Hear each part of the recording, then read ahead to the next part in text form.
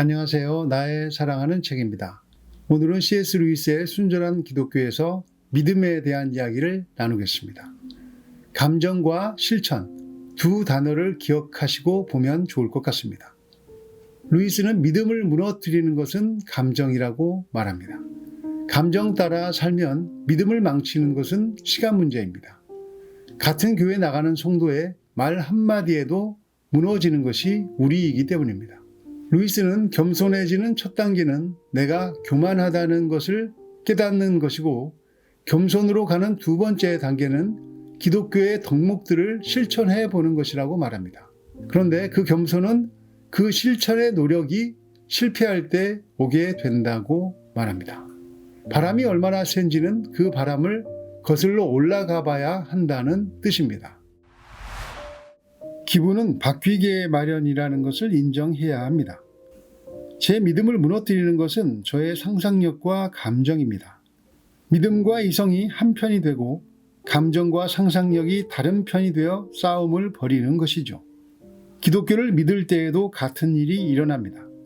나쁜 소식이 들리거나 어려움이 생기거나 기독교를 믿지 않는 사람들 틈에 끼어 있을 때면 느닷없이 이런저런 감정들이 들고 일어나 그의 신념에 일종의 전격적인 공격을 감행할 것입니다. 그게 아니라면 여자를 찾고 싶거나 거짓말을 하고 싶거나 자신에 대한 만족감이 들거나 조금만 부정직하면 약간의 돈을 벌 수 있는 기회가 보이는 순간들이 찾아올 것입니다. 즉, 기독교가 사실이 아니라면 아주 편했을 상황들이 닥치리라는 것입니다.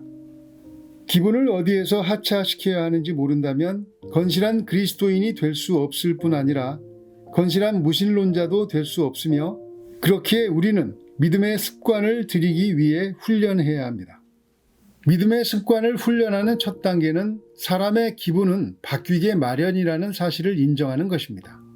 그 다음 단계는 기독교를 받아들인 이상 날마다 조금씩이라도 시간을 내서 그 주요 교리들을 찬찬히 정신에 새겨가는 것입니다.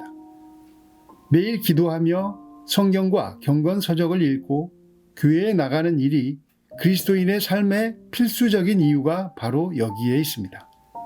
사실상 믿음을 저버리는 사람 100명 중 정직한 논쟁을 거쳐 추론한 결과 믿음을 버리는 사람이 과연 몇 명이나 되겠습니까? 그저 어쩌다가 믿음을 잃는 사람들이 대부분 아닙니까? 겸손해지는 첫 단계는 자기가 교만하다는 사실을 깨닫는 것이라고 했던 말을 기억할 것입니다.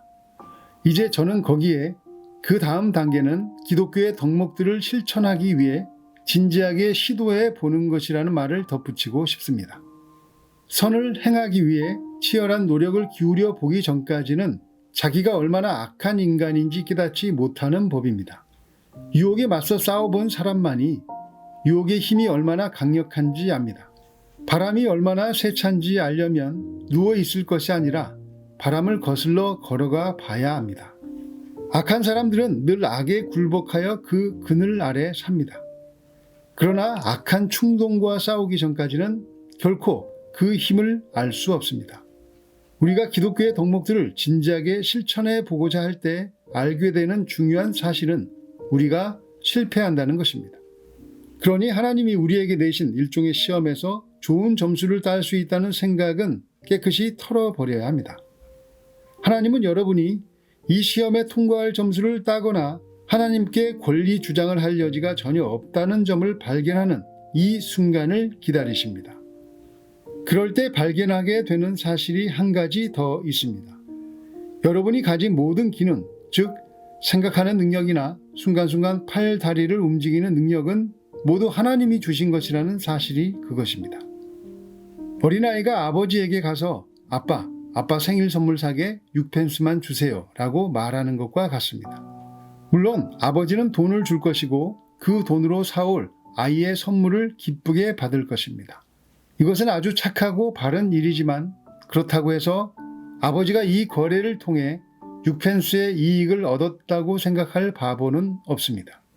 사람이 이 두 가지 사실을 발견할 때에야 하나님은 실제로 일을 시작하실 수 있습니다.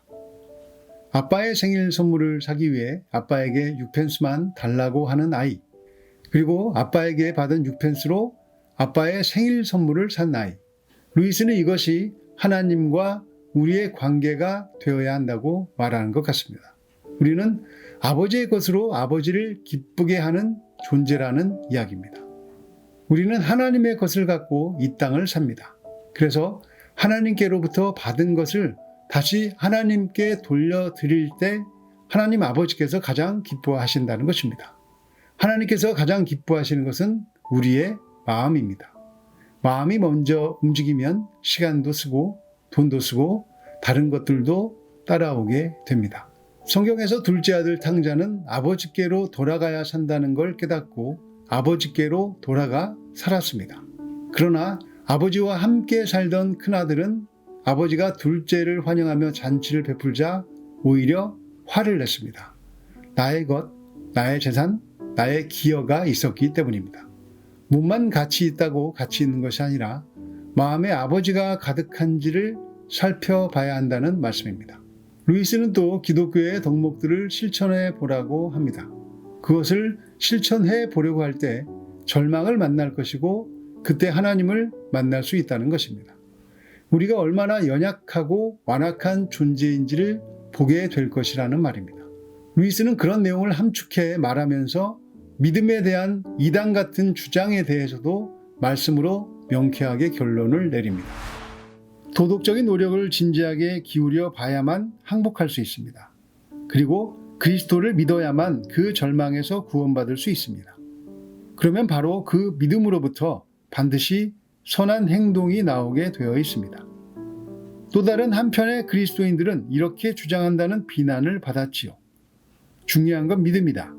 믿음만 있으면 무슨 짓을 하든 상관없다. 친구여, 마음껏 죄를 짓고 즐겨라. 성경은 한 놀라운 구절로 이 문제를 마무리 짓습니다. 두렵고 떨림으로 너희 구원을 이루라. 너희 안에서 행하시는 이는 하나님이시니. 루이스는 천국에는 우리가 선이라고 부르는 것으로 가득할 것이라고 말합니다. 악이 들어갈 수 없는 곳이니 당연합니다. 그런데 천국 백성들은 그것을 선이라 부르지도 않고 달리 다른 이름으로도 부르지 않는다고 합니다. 그것에 대해서 생각하지도 않는다고 합니다. 선이 흘러나오는 근원, 하나님을 바라보느라 여념이 없는 까닭입니다. 천국이 아닌 이 땅에서 믿음의 주요 온전케 하시는 주님을 바라보지 않는다면 우리는 믿음의 싸움에서 자꾸 지게 될 것입니다. 기쁠수록 또 힘들수록 주님을 바라보며 주님께서 주시는 믿음의 선물을 받아야 한다고 말하는 것 같습니다. 믿음의 선물은 우리 마음을 말랑말랑하게 하고 발과 근육을 단단하게 만들기 때문입니다. 믿음을 선물하시는 예수님을 아침마다 늘 새롭게 만나시기를 주님의 이름으로 축복합니다. 감사합니다.